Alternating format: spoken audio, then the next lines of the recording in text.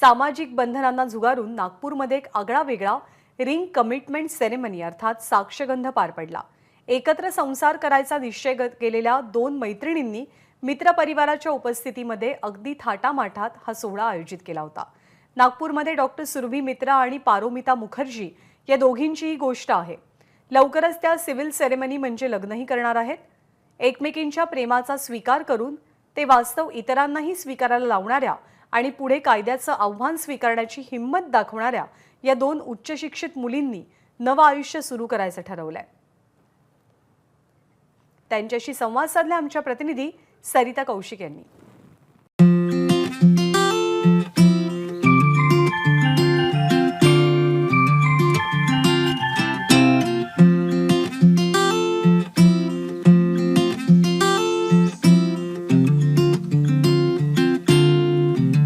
हमारे साथ है डॉक्टर सुरभी मित्रा और पारोमिता मुखर्जी, जो दो अलग शहरों से आती है लेकिन एक दूसरे के साथ बहुत प्यार करती है और हाल ही में इन्होंने अपनी एंगेजमेंट भी की है। इनसे बातचीत करते सुरभी, आप एक दूसरे को कैसे मिले, कब मिले, किस तरह से आपने इतना बड़ा निर्णय लिया? तो एक्चुअली मेरी एक कॉन्फ्रेंस थी कोलकाता में 1 साल पहले, और उसमें ये ऑडियंस करके थी, मतलब बाहर के लोग भी आ सकते हैं। तो एक मेंटल हेल्थ प्रोफेशनल इसका जो फ्रेंड है उसके साथ वो आई हुई थी, और मेरा एक सेगमेंट था उसमें, तो आई गेव अ स्पीच। तो उसके बाद शी जस्ट अप्रोच्ड मी और उसने मुझे बोला कि आपसे बात करनी है, आपको सुन के अच्छा लगा वगैरह वगैरह करके। मैंने बोला बिल्कुल। तो देन हमने ऐसी नॉर्मल काफ़ी एक्सचेंजेस किए, कुछ मेंटल हेल्थ इश्यूज़ के बारे में बात वगैरह की। उसके बाद फिर उसने मुझे बोला कि हम आगे भी क्या बात कर सकते हैं कभी अगर ज़रूरत पड़ी तो मैंने कहा हाँ श्योर। ये मेरा इंस्टाग्राम, तब मैं काफ़ी प्रोफेशनली बिहेव किया मैंने भी, तो मैंने बोला हाँ ये मेरा इंस्टाग्राम हैंडल है, तो आप इस पर मैसेज करो या जो भी। तो मैंने वो दे दिया। उसके बाद 1 हफ्ते तक कुछ बात हुई, एंड फिर उसने ऐसे ही मुझे बोला, जो कि झूठ था, उसने मुझे बोला कि नहीं मैं ज़्यादा इंस्टाग्राम पे आती नहीं हूँ, तो नंबर मिल सकता है क्या? ठीक है। तो ऑब्वियसली मुझे हार्मलेस लगा, लड़की है जो मेंटल हेल्थ के बारे में बात करना चाहती है, नंबर मांग रही, कौन सी बड़ी बात है, दे दो नंबर। तो मैंने दे दिया। उसके बाद फिर व्हाट्सएप पे बात होने लगी, बट फिर वो बात करना अच्छा लगने लगा, क्योंकि फिर दूसरी पर्सनल चीज़ों को भी लेकर बातें धीरे धीरे होने लगी। बिल्कुल, मैं 1 मिनट आपको यहाँ रुकाऊंगी और आपसे पूछना चाहूंगी पारोमिता कि क्या ये लव एट फर्स्ट साइट था आपके लिए? नहीं, लव एट फर्स्ट साइट तो नहीं था, बट लाइकिंग थी, क्योंकि जब मैंने इनको एज अ स्पीकर देखा, इतनी नॉलेजेबल और इतनी अच्छी बोलती है, आई वॉज इम्प्रेस्ड, और मुझे ऐसा ही कोई चाहिए था। तो आपको एक दूसरे का जो ओरिएंटेशन है वो कब पता चला? तो एक कॉमन फ्रेंड है जिसकी ये भी म्यूचुअल में थी, मैं भी म्यूचुअल में थी, तो उससे समहाउ ये पता था कि मुझे, मतलब I am looking forward to a lifetime commitment वाली रिलेशनशिप।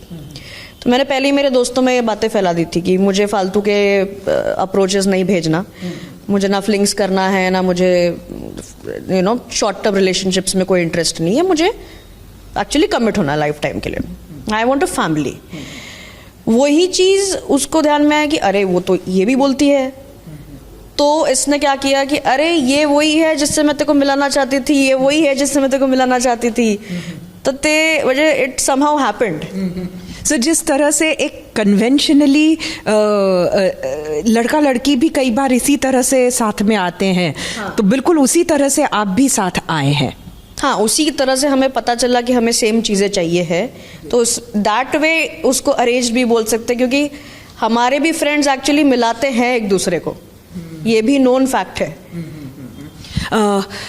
पर एक बहुत बड़ा निर्णय है फिर भी ये कि एक दूसरे के साथ रहने का चॉइस करना, और वो भी पब्लिकली इस तरह की एक सेरेमनी करना। दुनिया के सामने जहाँ पर इन चीज़ों का एक्सेप्टेंस बहुत नहीं है, वहाँ पर ये बयान करना ये काफ़ी बड़ा चॉइस है। कितना डिफ़िकल्ट था ये?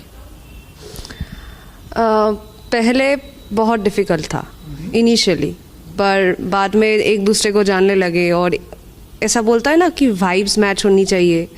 फिर एक दूसरे का बड़ा वाला पिक्चर भी सेम हो गया एंड वो बहुत अच्छे, उनके फैमिली बहुत अच्छे, मेरा फैमिली भी सपोर्टिव है। फिर धीरे धीरे ऐसा लगा मेरी फ्रेंड्स भी बहुत अच्छे हैं, बहुत सब लोग बहुत प्यार करते हैं। तो धीरे धीरे वो डिफ़िकल्टी जो दिमाग में ऐसा होता था कि ये अब ये डिफ़िकल्ट नहीं है, अब ये हो जाएगा। सोसाइटी की बहुत लोग ऐसे आवाज़ उठाएंगे, पर फिर भी कॉन्सिक्वेंसेस जो भी है वो सॉर्ट आउट कर लेंगे। जबकि आप दोनों जो है वो चाहती है कि आगे आप शादी करें, तो ये आप कैसे मैनेज करेंगे? आपने लॉयर्स से कंसल्ट किया क्या?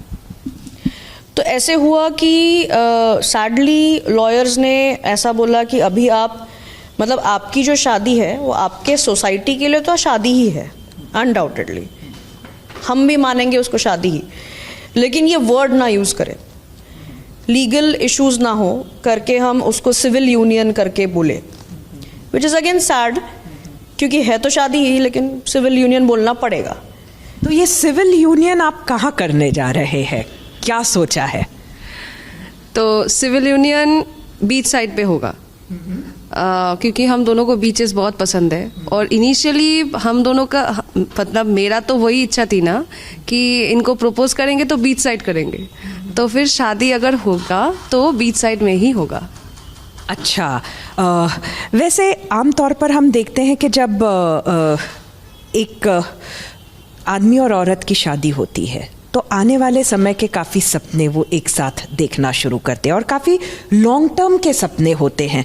क्या आपने भी ऐसे सपने देखे हैं? जी बिल्कुल, बहुत सारे सपने हैं। पहला तो फाइनेंशियली स्टेबल होना है पूरा। फिर एक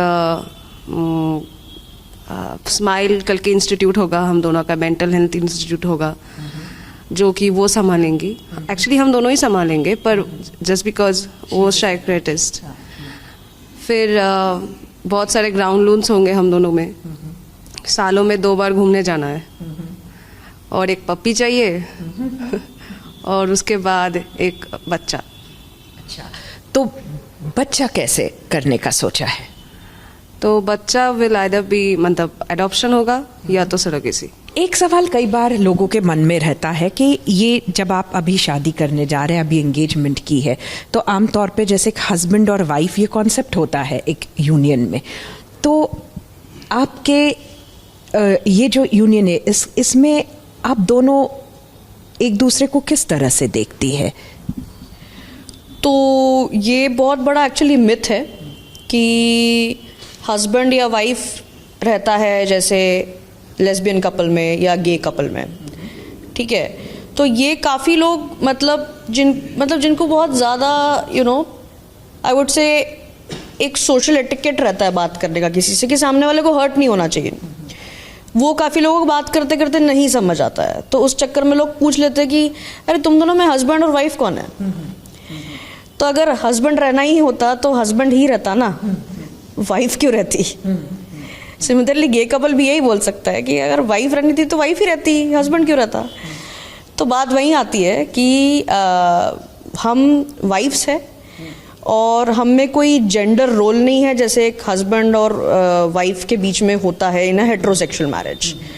होता है ना, जैसे वाइफ विल कुक, हस्बैंड जाएगा बाहर ग्रोसरीज लेकर आएगा, वाइफ बच्चों को तैयार करेगी, हस्बैंड कुत्ते को घुमा के ले आएगा, ऐसी जो चीज़ें रहती है कॉमन। तो ऐसा कुछ नहीं है, हम दोनों सब करते हैं, हम दोनों साथ में कुकिंग करते हैं, हम दोनों एक दूसरे को खिलाते हैं, हम दोनों डिशेस कर लेते हैं, गाड़ी साफ करनी गाड़ी साफ कर लेते हैं दोनों।